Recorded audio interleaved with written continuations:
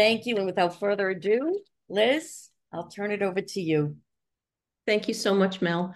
Mel and I spoke a few weeks ago and realized we have elderly uncles in the same town, different issues, but happening at the same time. We are always caregivers to somebody.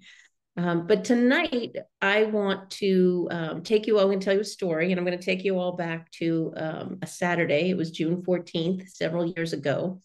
And I remember it well because I was looking forward to a perfect day. I had just completed 3 weeks of work travel, and I couldn't wait to be with my kids and my husband. And my kids were both playing soccer at the time. And that day was their final game. Both of them had final games, both at the same field, hometown advantage, which meant I could just sit in my lawn chair while my husband coached and they played and get caught up with my girlfriends and enjoy the sunshine. But that was not what was in store for me. I was also looking forward to that day because June 14th, some of you may recognize as Flag Day. And here in Dedham, Massachusetts, where I live, Flag Day is a major, major holiday. It's like Christmas around here. We have the second longest running parade. And in fact, I was planning to march in the parade that night with my kids. For several years, we marched as part of the town's what do we call it? Farmers market float. And in fact, I used to don a full body carrot suit just to embarrass my children who were about middle school at the time, because that's what middle school mothers aspire to, right? Mortifying their children. So I was really excited for that day. And when Flag Day falls on a Saturday, like it did, I mean, it's like epic. But during one of the games, I got a phone call from my sister who lived out of state. And she said, I just hung up the phone with mom. She's really, really upset. Something's very wrong with dad. He's acting really weird. And can you go to them? Well, I was really looking forward to, like I said, being home after 3 weeks of work travel, spending time with my family, dressing like a carrot, spending time with friends. I really didn't want to. And quite frankly, I felt like at that point in my life, that's all I did was run to my parents' aid. I was experiencing something that I now refer to as the caregiver creep. I was at that point just going to my parents about once a week. My mom had a bad fall a few years prior. She was on a walker and had given up driving. My father, thank goodness, had given up driving a little before that. So now I was getting their groceries and taking them to their many, many doctor's appointments. So at least, 1 weekend a day, I would probably go visit them. I was sorting their pills on the weekend, and my husband was going through their bills and their mail, and I was mowing the lawn and changing light bulbs. And I didn't quite yet realize that my life was getting busier and busier with this caregiving role.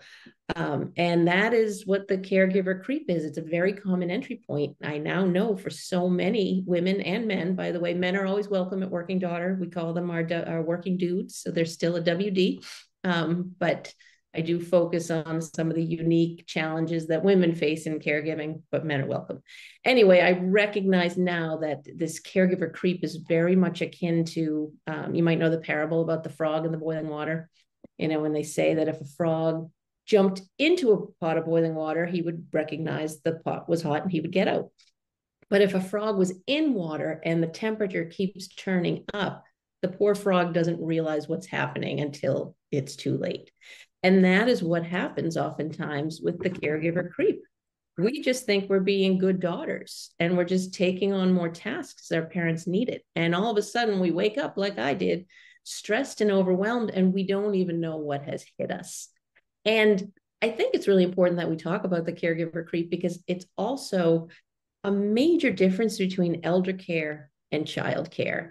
And the two are so often conflated, especially in the workplace. Oh, well, it's care. Care is care, but they're very, very different.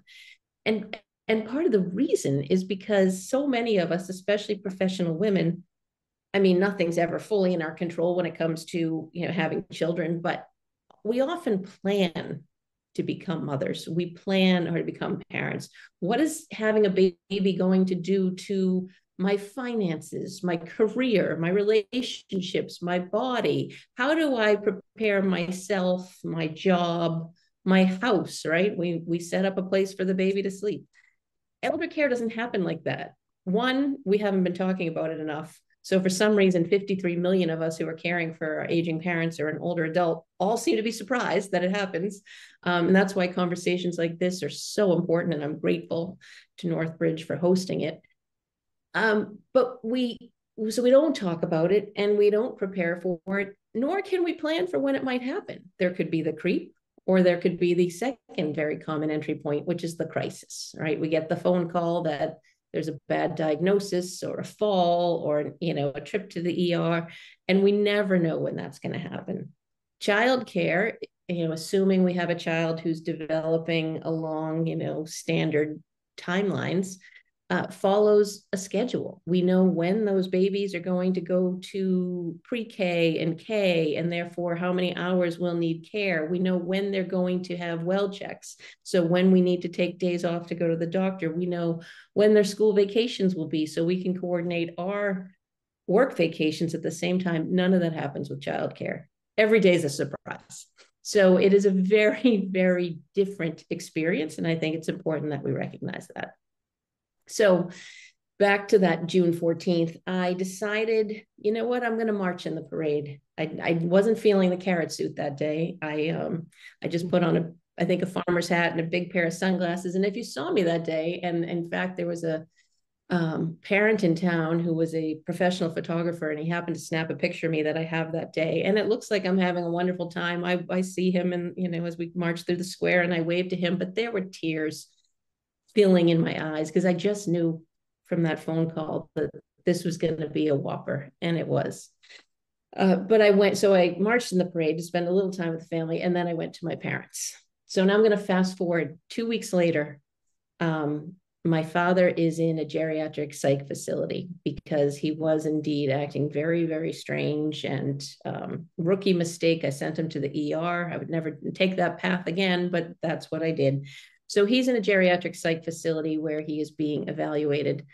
And I have a family meeting with the doctors, and they tell me that he has Alzheimer's and that he can never go home, and that I have a week to find a place for him to live. I leave that meeting and I'm reeling. I'm devastated, both for him, and for me, my poor dad. And, it's never going to be the same. He can't go home. What am I going to do? Well, I'll tell you what I'm going to do. I'm going to open my laptop in my car that day because I had a client call. And this was pre-COVID, but my clients were mostly in California. I was in Boston, so I was on WebEx back then. So I roll up the windows in the car because ambulances are going by in the hospital parking lot. Mind you, it's July in Boston. And I angle my laptop on my steering wheel in hopes that my clients can't see where I am. And of course, I also, make sure that the angle is as flattering as possible for this, because I don't care what's going wrong in my life. That's always going to be a priority. And I do the client call, and I hang up the work call, and my phone rings. Now, 2 days prior, my mother, who I had put in respite care at a facility in her hometown while I went to deal with my father and go back to work and raise my kids, was sent to the ER and transferred to a Boston hospital. And so the phone is ringing, and it's the hospitalist at this other Boston hospital. And he says, "Liz, your mother has ovarian cancer. Can you come over now and we can tell her together?" So as Mel mentioned, 2 terminal diagnoses in the same day. The next 6 months of my life were nothing short of wild, absolutely wild. I woke up every morning and I had a few seconds of peace before I realized what was going on in my life. And then I would open up that laptop again, where I kept an Excel spreadsheet of everything I had to do.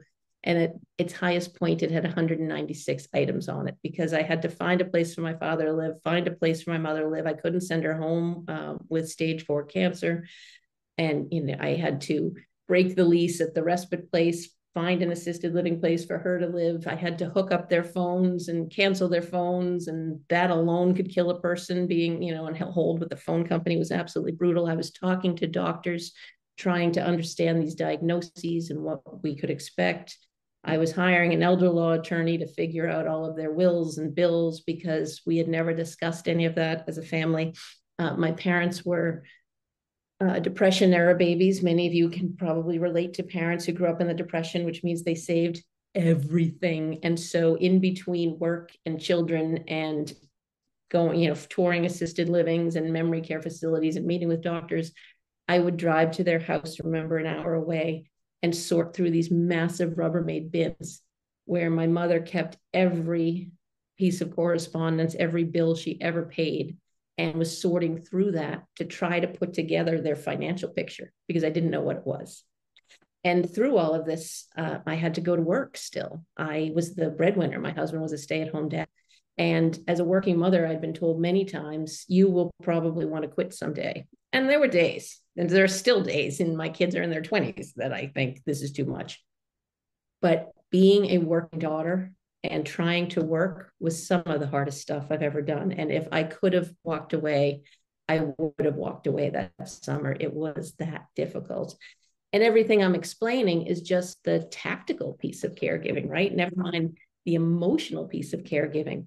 Learning that your mother, has 3 months to live, and explaining that to your father, who has some serious cognitive issues going on, and telling your children about their grandmothers, and grieving, your own childhood and relationship with your parents. I mean, there's all of the emotional that happens as well. We tend to focus so much on the tactical part of caregiving, but it's an immensely emotional time for all of us. And I remember feeling so alone and so ill prepared. And that's when I said to myself, when I get through this, I will do something to help other women. No one should feel this alone and this unprepared. I thought at that point I would definitely lose my job. I mean, I thought I was covering well at work.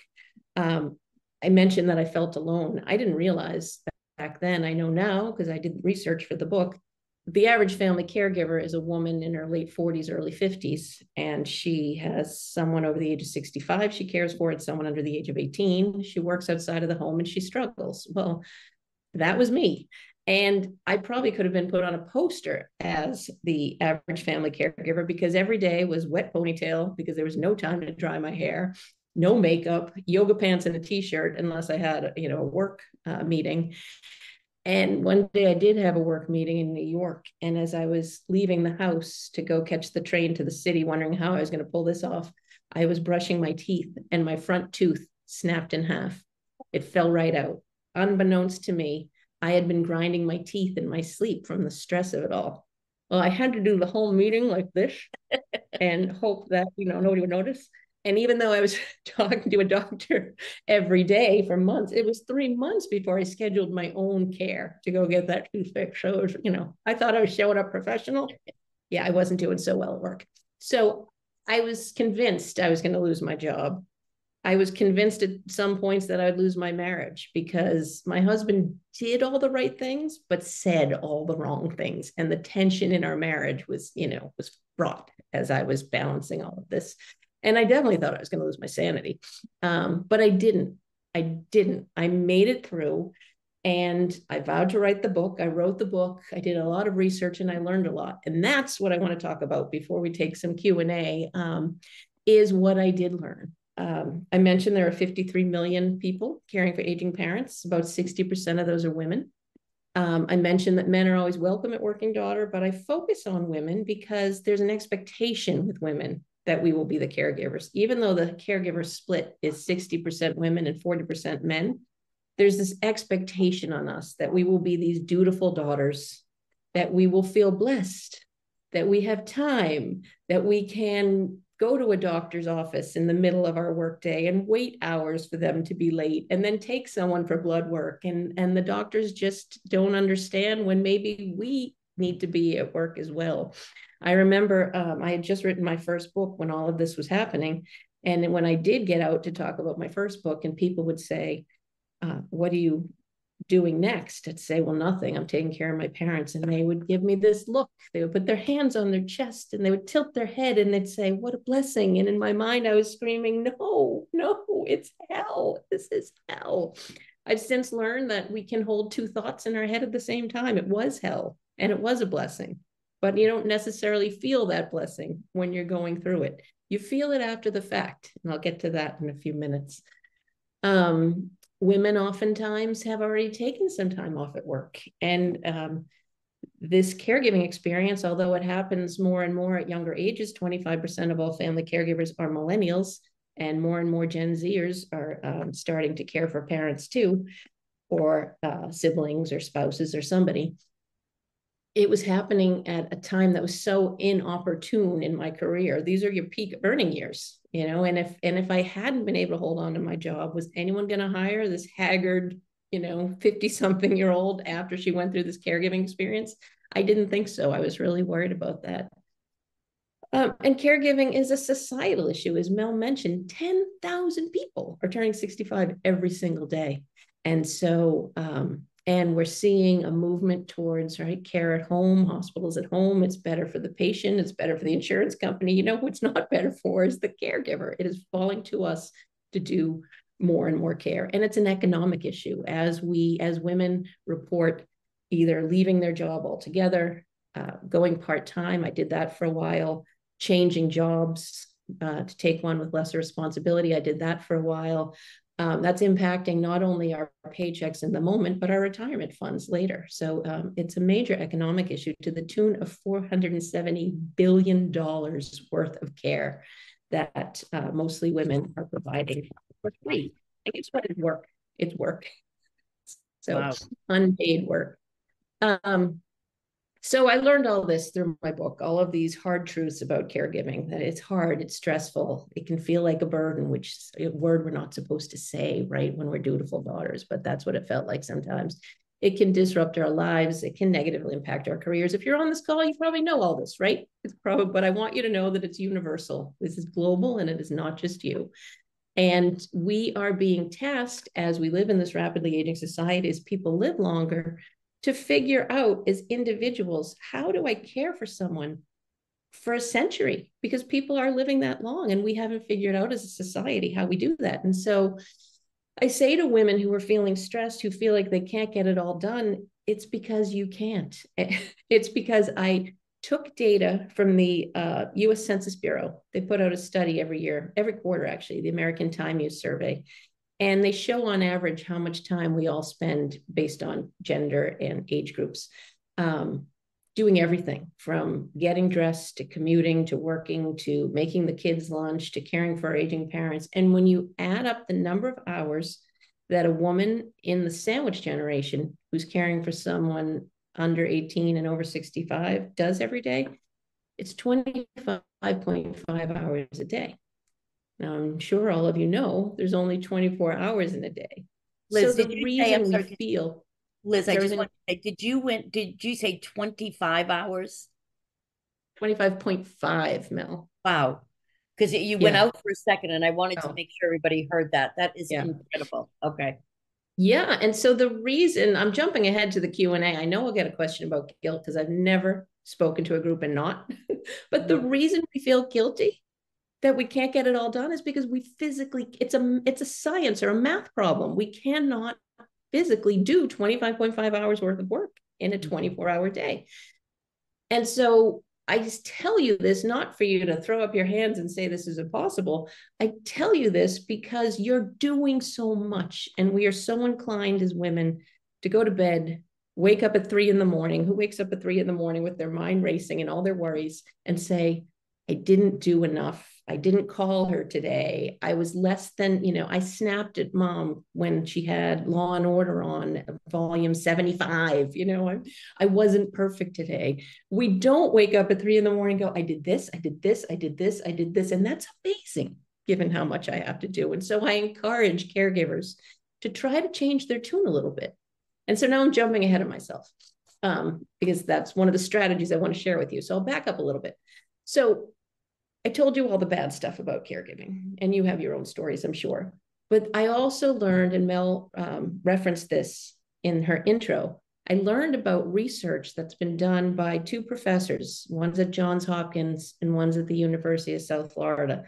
They have been studying caregivers for years, and a lot of their early research talks about the negative impact, the stress, the broken teeth, the high blood pressure, the weight gain, the loss of sleep. That all happens to us in the heat of caregiving. But they have newer research that shows post-caregiving, when we are on the other side, caregivers compared to non-caregivers have this thing that we refer to now as the caregiver gain: better cognitive functioning, enhanced self-esteem, greater physical strength. Caregiving is a very physical activity for many, stronger connections with other people, and in even longer lives. So what doesn't kill you actually does make you stronger. And this research hasn't gotten a lot of attention. These professors have explained to me that in academia, when you come out with new research that negates so much other research, people aren't inclined to really share it. But I share it. I talk to these professors frequently, and I think it's so important that we know that, yes, this is some of the most challenging times that we will go through when we are caring for somebody and trying to live our own lives. But the outcome is actually pretty incredible. And I think if we know that, I don't tell you that so you wake up tomorrow and go, oh, life is suddenly easy. I tell you that to know that what you're doing is of so much value, not just to the person you're caring for, but actually for you too. And for me, I liken it to exercise. I hate to exercise. I hate it. But every now and again, I do it because I know that the endorphins will kick in. I know I will have felt better for doing it. And I know that it's good for me. And so I think if more of us knew that we were going to go through this caregiving experience and come out stronger for it, maybe it would carry us through yet another day. So how do we get to that caregiver's gain? There were 3 key things that helped me quite a bit in my experience. And the first one was accepting the situation, because I'm the youngest of 3 girls. It wasn't supposed to be me. You know that saying in caregiving, there's always one, whether you're an only or you're one of 7 children, there's always one person who takes on the major responsibility. As the youngest girl, and also as the one who's probably the least compassionate and had the busiest life, I didn't think it should be me. But you know what? It was me. For some reason, my parents had faith in me. It turns out I was good at it. I'm a great advocate with the doctors, really organized with my spreadsheets. It was me. And when I finally stopped whining about it and resisting, why me, why not them, I could take my energy and turn it towards actually doing what needed to be done as a caregiver. I didn't get to that acceptance on my own. There was a hospice nurse who sat me down after I yelled at her, told her I didn't like her and I didn't want to work with her, and burst into tears because I was all through a broken tooth. And she sat me down and she said, you can do it. And here are the reasons you can do it. And I have your back. And I suggest you go forward with it. And it was in that moment, that shift of acceptance, that I thought to myself, you know what, Liz, there's no getting around this. Just go through it. Stop trying to avoid it. And that's the first line of my book is paraphrase from Robert Frost. The only way through is through. There's no around, above, across, against when it comes to caregiving. I just decided, you know what? This is what I need to do at this phase in my life, and I'm going to do it. And I learned that caregiving is as much an energy game. And I was taking all of my energy and resisting it. And when I stopped resisting it and said, this is my life today, wasn't the life I picked, and it might not be my life tomorrow, but this is the life I woke up to today, and I'm going to get it done.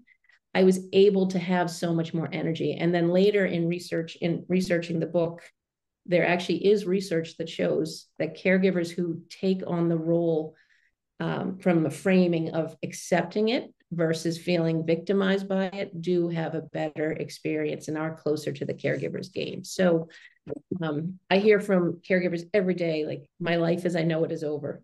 Maybe your life as you expected it isn't the same, but the life that we woke up to this morning is our life. And the sooner we can sort of step into that and figure out what's good about it, even if it's just one tiny little thing, sometimes it's that you're breathing, right? Then the sooner I feel like we can get to the task of caring for someone else and caring for ourselves, because that's what we do as caregivers.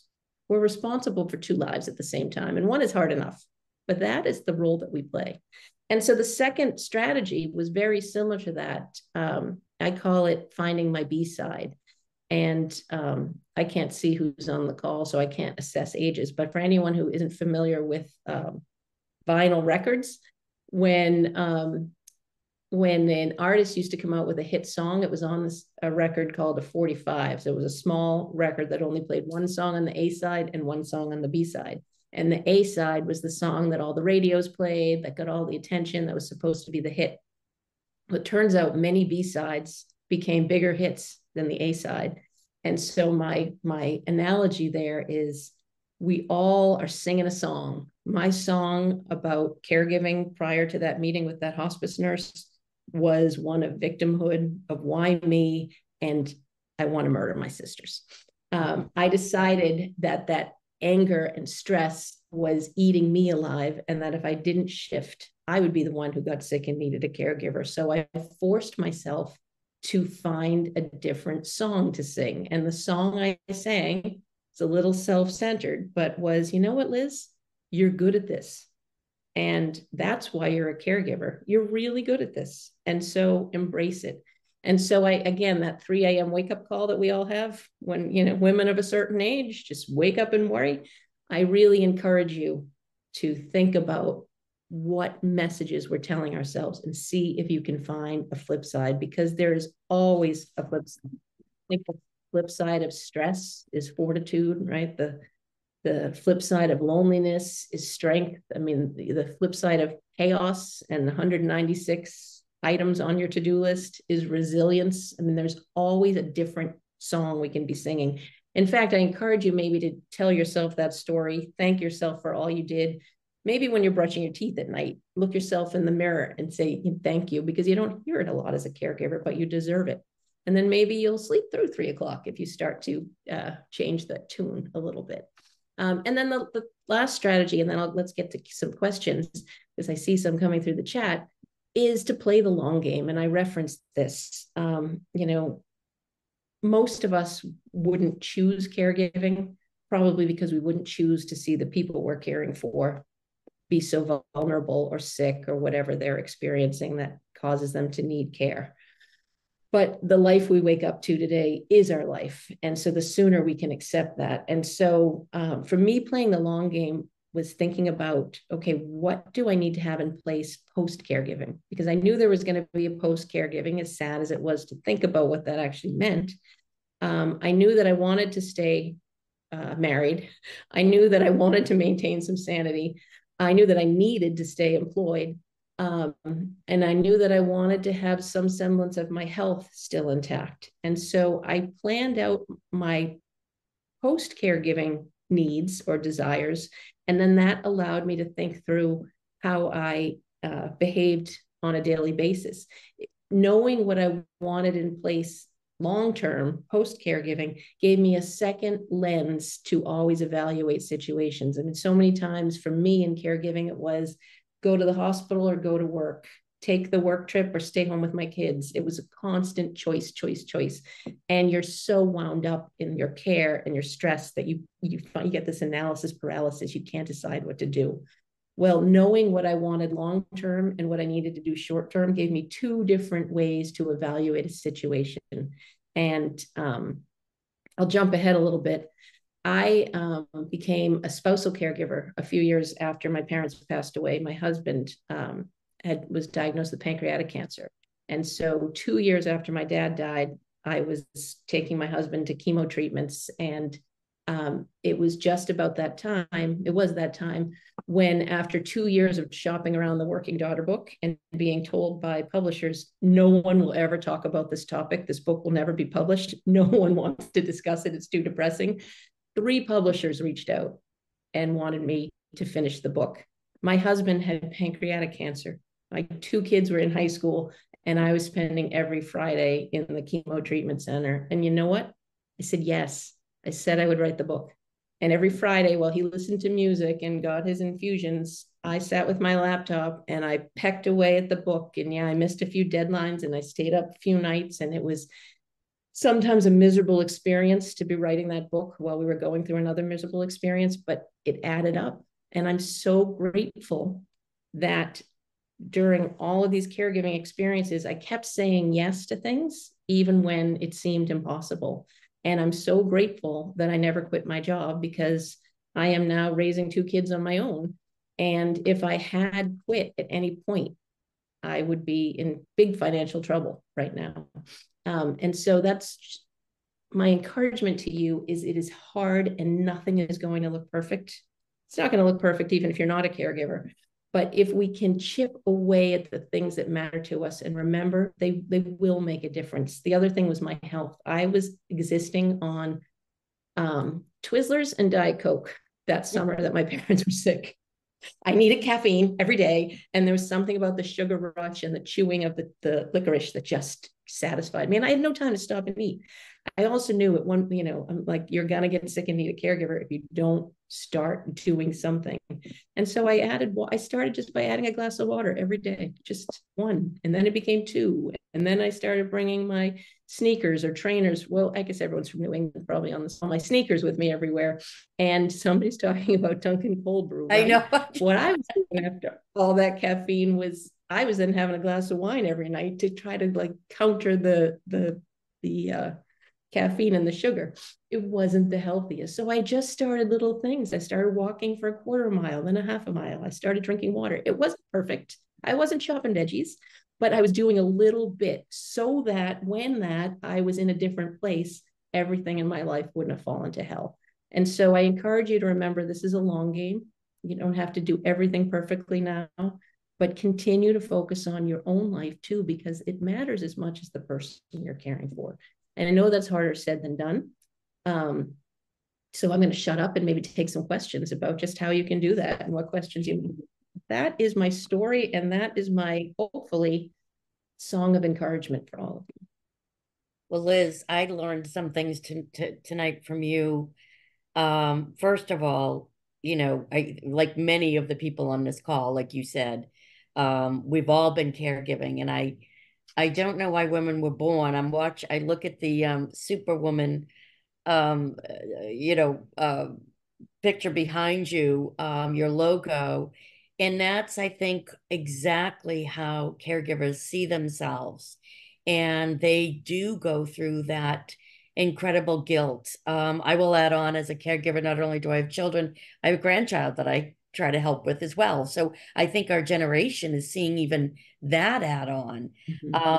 But your three tips: accepting the situation, stop whining. I have a sign in my kitchen, no whining.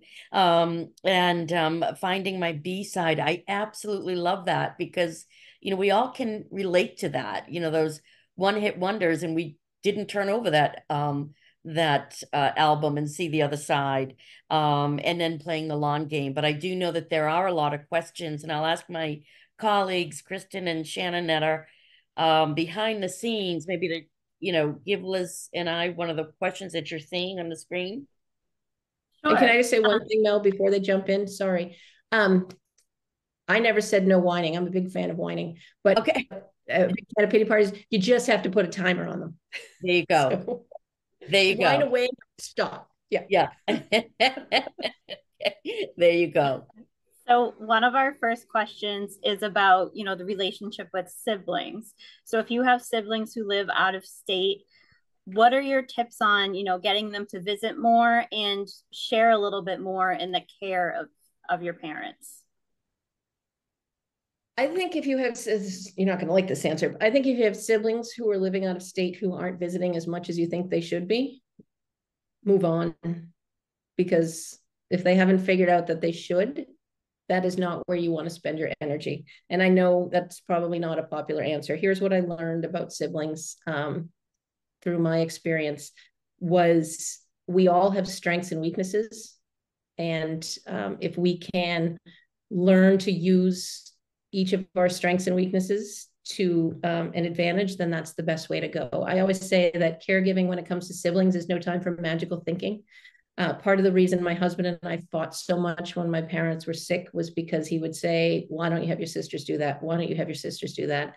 And I knew that I was really, really good at logistics. I am great at, like, give me that spreadsheet and I can get stuff done. What I wasn't good at or didn't have much interest in was being the person who called my mom every night and talked to her as she was going through her diagnosis and, her husband being sick. I couldn't take on her feelings. I don't know. It was too hard on me. And I just didn't want to be on the phone. I wanted to be getting stuff done. I have a sister who never shuts up. You can't get her off the phone. She lives out of state. So that was her job. Her job was to call mom and dad every single night. And if something was off, then let me know. I would add the fix to my tasks and I would get it done. And then my other sister, um, she's just, we joke, she's just slow. Her highest speed is reverse, we say sometimes. She meant well. She wanted to be involved, but she just didn't work at a pace that I felt needed to be done. And I'll tell you a little story about my poor sister was, I also realized that what I was doing, and I'm not saying that whoever asked the question is doing this, but I was also steamrolling my sisters to some degree. It had to be my way. It had to be my pace. I was in charge. They were wrong. And I realized that I kind of got a little bit of a high, a little bit of a kick of being the one who was so confident and could get stuff done. And I realized at one point, like, these were their parents were dying too. And I had to make some space for them in this whole experience, even though sometimes I wanted to rip their heads off because, I'd say, we got to get this done. And they'd say, I'm going to get my hair done. But so I gave my sister, who we joke about moves in reverse as her highest speed, long-term planning. I had her plan the funeral because we knew it was imminent, but it wasn't something that had to be done right away. And I remember one night she and I were taking turns sleeping over at hospice, and she handed off a folder, a manila folder, this thick. She had printed out all this information, this thick. I don't know if all of you can see me, but like a few inches of paper on caskets. And she wanted me to go through it. And later, I was the one who went to the funeral home because she went to get her hair done that day, and the other one was doing laundry. And I picked out a casket, and I decided to call her and tell her that her research had informed my decision, and thank you very much. And it felt like the most mature thing I ever did because I opened that folder for that. So I guess what I'm saying about siblings is try to find each other's strengths and weaknesses and play to them. Siblings who are not getting it, carrying the load, I would say do not put your energy there. This is not the time. I'd say try to operate in a way in your relationships that you won't cause a greater rift during caregiving, but you don't have time to bring them along. And ultimately, it's going to be their loss. So play to strengths, leave them in the dust if they're not coming along. You don't have to, it's not fair, but you don't have time for it.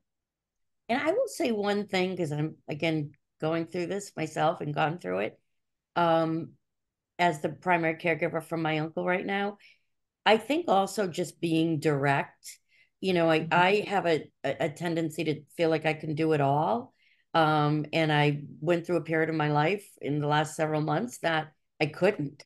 So to my sister and my cousins, I realized that I was being too vague. And I was like, I'm going down, I'm seeing Jay doing this. It'd be great if you guys could see them. I finally said, okay, I need you to do this. And I put a schedule together and said that you've asked, I haven't been direct enough. I need to lean on you too. And I need your help. So I think sometimes we have a tendency, because if we are the person, we're trying to be that person, and wear that cape behind Liz. And, but sometimes being direct, and the worst case scenario is they're going to say, I can't do it. And to Liz's point, you move on. Yeah. I too have a lot of cousins who are always asking how they could help. And you get so overwhelmed sometimes you don't even know, or you think like you said, Mel, that's a really good point that you have asked for help. I started carrying a pack of yellow stickies. And when somebody said, how can I help? I would open up the spreadsheet and I would say, this is everything I need to do. Pick something. And they would either pick or not pick. And then I would write it on a yellow sticky and hand it to them. I mean, I had one cousin take my kids shopping to get their funeral outfits. And I was like, well, these are all the things, including my kids are going to need to look nice when something happens. So she was like, oh, I'll take them to TJ Maxx. So having that list and then just telling you want to help, pick, as opposed to managing them. I think that's really good advice, Mel. Thanks. So our next question is someone looking for a little bit of advice. Their parents live in their family home, and the pandemic really brought to light, memory care and cognitive issues. And they're trying to talk with their siblings to their parents about assisted living and just different care options. Do you have advice on how to combat that pushback that they get from their parents that, they don't want to leave their house? Even though it's not necessarily safe for them anymore to live there by themselves. Yeah, I think we have to approach these conversations like negotiations, not like one-time events. And I see a lot of caregivers, myself included, where we're busy, we have a lot to do, and we want to schedule some time to go in and say, hey, you need to move, or hey, you need to give up driving, or hey, we need to get this done. And it just doesn't work that way. And I liken it to asking for a raise at work. You know, rarely do we go into our boss's office and say, hey, I deserve a raise. And they say, yeah, you do. Here's 20%, or even two. No, it's usually like, why do you think that? Well, come back to me with some thoughts on that. And so I encourage people to have those conversations and push to the edge and then pull back and know that it's a process, and that sometimes we have to plant these ideas, we have to deal with the resistance and then give it a little time and come back again. You brought up the word safety. And you also brought up cognitive decline. So I want to separate two things. And I bet the colleagues in Northbridge can probably answer this question maybe better than me, because you deal with this all of the time. But from a daughter perspective, when there's cognitive decline, I think it's a different game. Then we have to recognize at what point our parents' cognitive issues are not allowing them to follow a line of thought that makes sense. And that's where sometimes we have to step in and make tough decisions. And it's hard and it's scary and it hurts. And my equation for that is to try to approach it with equal parts courage and compassion. So the courage to do what needs to be done for our parents who maybe are suffering from some cognitive issues and need us to step in that issue, and the compassion to understand that what we're doing is going to be really difficult for them. And so to take the courage to take the action, and the compassion to let them react to it, but to continue forward anyway. But I think I'll toss that over to Mel in a second, because you were nodding and you were this is your industry. I think from parents who are not suffering from cognitive decline, sometimes we have to watch our parents make bad decisions and recognize that they are adults with autonomy. And while we want them to be safe, they might value other things at their life. And we're going through this with a family member right now. An uncle, no children, one of 25 cousins is the healthcare proxy in the P of A. 24 of us all have opinions of what he needs and what should be done, but one has been put in charge. And I think she's doing a brilliant job. There's no cognitive issues here of really respecting what he values and has told her he values in his life, versus his life looking perfect, versus his meals being perfectly balanced and his house being perfectly safe. And so it's hard sometimes to watch them make their choices. And we have to recognize that when our parents do make choices that we don't necessarily agree with, or that require them to need certain things, that doesn't necessarily mean our choice then is to fill in the gaps. Our choice is to say, okay, how are you going to do that? And then we decide how much we want to help them in those bad decisions or decisions that they make. But Mel, you're nodding. I bet you have something to say. I mean, the questions are great, and the way you're responding. I think, like you said, Liz, it's very, very different when you're talking about a parent with cognitive impairment and somebody who just might have some physical limitations and it's a safety issue. Might be lonely so it's very different. I think, and you talked about it's always a question. I think what happens with the cognitive impairment situation is there is such guilt, because probably at one point in that parent's life they said, don't ever put me somewhere. And we're all thrown curveballs in our life. I've yet to meet somebody that their life has gone exactly the way they pictured it. And your first accepting the situation, I think that's first what we need to do as caregivers, to say that whatever they told us 20 years ago, 10 years ago, 15 years ago, they didn't realize where they were going to be at this point. They did not. Nobody ever thinks they're going to have cognitive impairment. Nobody ever wants it. And so I think the first thing to recognize is exactly what Liz said a few minutes ago, that your parent is not going to be able to make a decision with that cognitive impairment, dementia, or Alzheimer's, that ability, unfortunately, is not there to make those good decisions. So you have to do what's best for them and what you think is going to keep them safe, but also bring them joy and purpose in their life. Because, yes, it's a horrific, horrific diagnosis. But I mean, we see it every day at our communities with our Avita neighborhoods that people do truly live and can live, albeit a very different life, a very joyous life. And what that does for the caregivers is that eases that 3 o'clock wake up and that, okay, mom, dad is okay. But I think the first thing is accepting the situation that regardless of what you said to them when they did not have cognitive impairment, you almost have to put that aside because it was none of you were planning for this. And I think most importantly, when it's somebody who is cognitively well, they have to be very involved in the situation and they have to be involved. I think I know that there's probably some of you on the call that maybe have a spreadsheet like Liz did and look at, you know, if you're deciding to move to a senior living community or your mother is contemplating it or your dad, you have a spreadsheet and is showing 10 communities. That is something I don't ever advise. It's too overwhelming for the senior. You know what your parent likes and doesn't like, and you've got to narrow it down. But I think in general, you've got to realize that they need to be a part of it.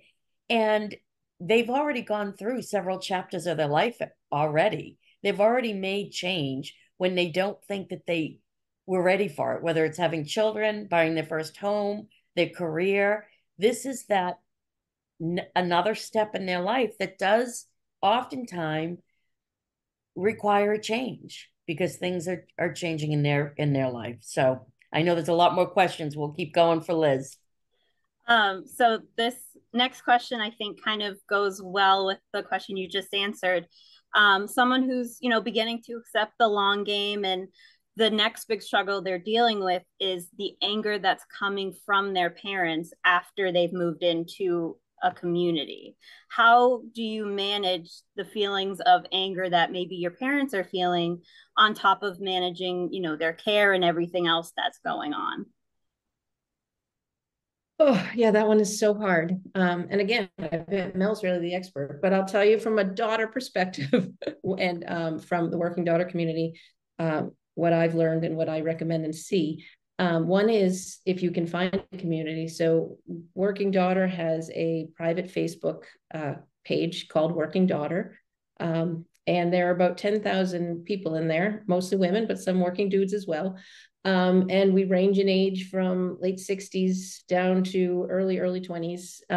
And it's 10,000 people who can come together and understand each other in ways that sometimes our friends and family who might not be in the same phase in life can understand. And I think it's really important and helpful to have that support to be able to, you know, type online and say, this really hurts, or this isn't fair, or why is this happening? And several other people are going to understand and be there. I think that community is so important.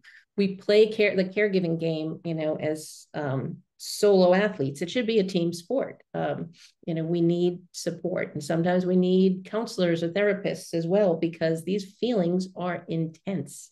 One of the things that I learned, and that is so challenging, and it's back to that, you know, people are living so long in their lives, and their full care is falling to their adult children. And so one of our roles becomes to be a listener, right, to our parents as their worlds get smaller, as they have fewer friends and family around to talk to. We become the person they talk to. And so for me, I realized, I think the term is code switching, right? Where I was like, oh, wait, is she talking to me as the daughter? And why is she dumping all this on me? You know, it's not all my fault. Or is she talking to me as the closest person she has in her life right now, and she needs someone to talk to? And it is hard to take. One of the hardest things, I think, is to see people that we love or care for suffer and struggle. It's so difficult. So I think, you know, trying to remember that Sometimes our parents need an outlet, and we're the closest person in their life, and we're going to be that outlet, even though it's hard for us. And sometimes then turning to our own outlets so that we can sort of, do something with all that intensity and those feelings. And for me, also remembering, so when my dad left the geriatric psych facility and I put him in a locked memory unit, well, it turns out he had an undiagnosed UTI. So yes, he did have dementia, but he was so not as advanced as it appeared at the time. And so as that cleared, I remember going to see him one night, and he was sitting in the dark, but I could still see he was brooding. And he told me he was going to take his life if I didn't take him out of this locked facility. I mean, that stuff is heavy. It is heavy. And then later, as his dementia progressed, it resulted in some violent behavior, and that was heavy. And so I constantly would tell myself, again, these what we tell ourselves is so powerful. It is not my father, it is the disease. This is not my fault. This is the disease's fault. It is not my fault that my mother is in assisted living. It's cancer's fault. It's not easy. So I'd say get support, remind yourself it's not you, it's aging and illness. They're not pretty, they're hard. And also recognizing that sometimes we're the daughter and sometimes we're the therapist.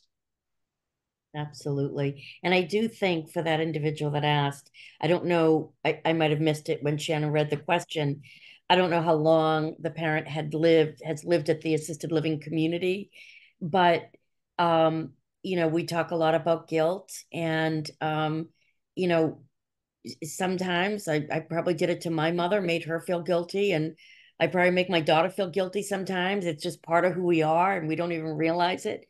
Um, you know, she might be saying, she or he, and I'm sorry I missed that, might be saying that to you in the evenings when they're back in their apartment, or, and behind closed doors, but you make sure you know what's happening throughout the day, because your parent might very well be engaging in a conversation or an exercise class or things that you're not even aware of. So make sure that you also, your parent might just be telling you the emotional aspect, and it is emotional. It's hard. Aging is hard for everybody.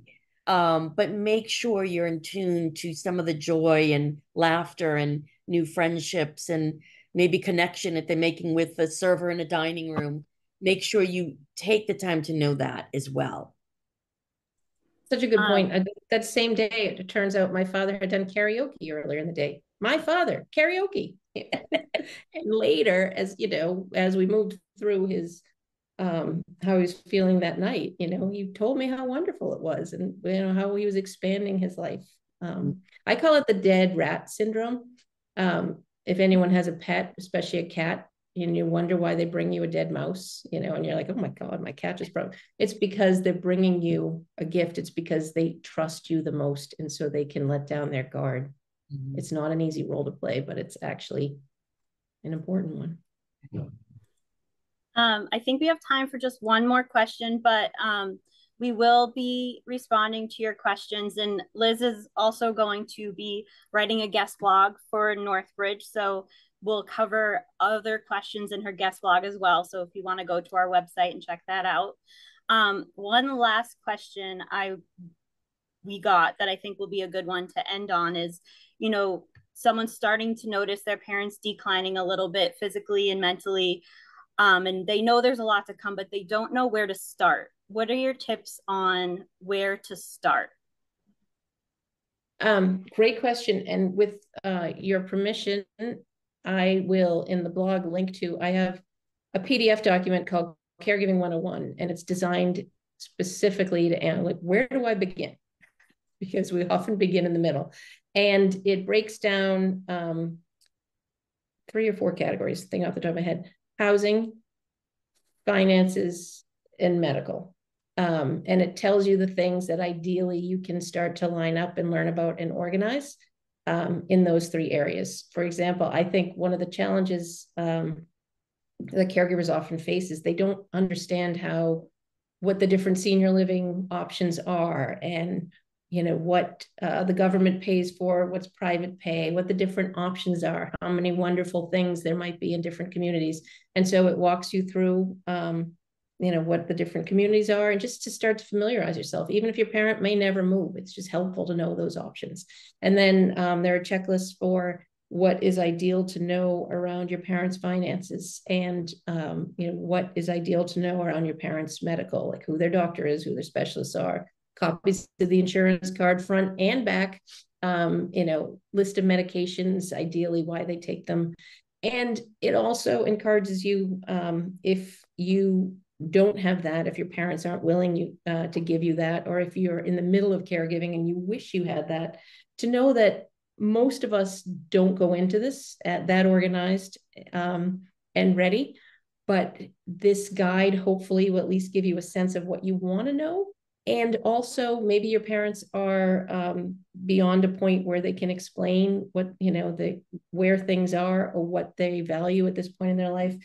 But it encourages you to trust that your parent, and to think about what you think they would need based on knowing them for a lifetime. So like I said, with your permission, we can link to that in the blog post. But I think anyone who is organized in those three areas, or even starts to organize around those three areas, is way ahead of the game than so many other people out there who are just, like I said, rediscovering this like it's a new thing, like there are 53 million of us. So hopefully that will help. Awesome. And definitely would love to link to that. Great. Well, I want to first and foremost thank you, Liz. You're a pretty remarkable woman, like many of the women and dudes on this webinar. We have to kind of hug ourselves and make sure. I noticed one chat is making sure we all are giving ourselves self-care and making sure that we're taking care of ourselves. But I want to leave you with just those tips again that Liz said: accepting the situation. The only way through is through. And I love that. I'm never going to forget that. Finding my B-side. And I am going to, think back at some of those great, one-hit wonders, and think about what were those other songs. And I'm going to find my B-side song, and I'm going to sing it loud. And I hope that many of you do as well. And then playing the long game, and knowing, we've got to plan and work through. So Liz, you have been really terrific. I'm sure that you just telling your story, for many people on the webinar, knowing that there's other people, but like you said, there's, what is it, 85 million, 25 million? 53 million people 53 caring million. Mm-hmm. And we will make sure that we get the information about Liz's blog post. Look up Working Daughter. Definitely read the book. And we thank you so much, Liz, for sharing such an incredible story. And those of you that are on the call, you're not alone. And connect with Liz, and certainly if we can help you at a Northbridge community, we're happy to do that.